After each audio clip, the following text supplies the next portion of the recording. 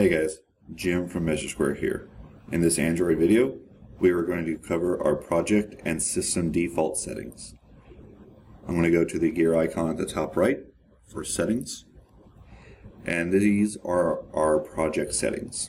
You can do a plan lock that will help you from accidentally moving a room around, a seam lock from accidentally moving a seam around, and locking the plan image if you happen to have one imported. Now I'm going to tap on the system settings, and this is where most of our defaults are going to live for our estimating settings and certain objects.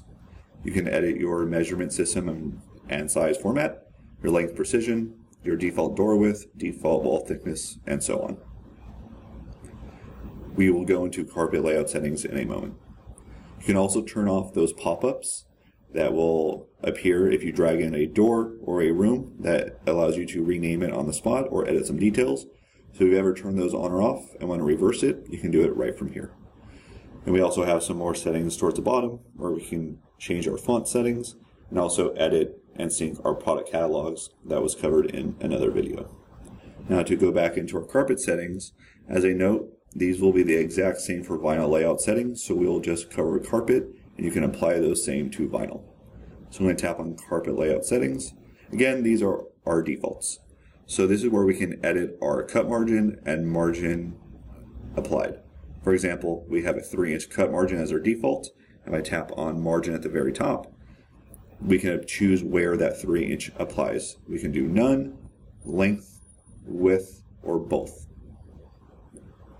We can also edit the max amount of T-seams that may be added when we initially drop in a roll good to a room. And if we have a pattern carpet, we can also adjust the pattern match. For example, it's set to round up to pattern size. If I deselect that, this is where we can select the pattern match width and length factor. We have some advanced settings as well, such as the max roll cut length for our cuts on the cut sheet. And we also can do a linear length roundup, for example, for the roll itself. Again, these are our system defaults. These are not retroactive. If you change any of these, it will not go back and change other projects. This will be the defaults going forward. And these can also be overridden when you're on the takeoff screen and you go to the estimate icon on the top toolbar. And just as a reminder, estimate from the toolbar, optimize, and we can see those very similar settings we just covered. Thank you for watching. Please subscribe to our YouTube channel to see more videos, and happy measuring.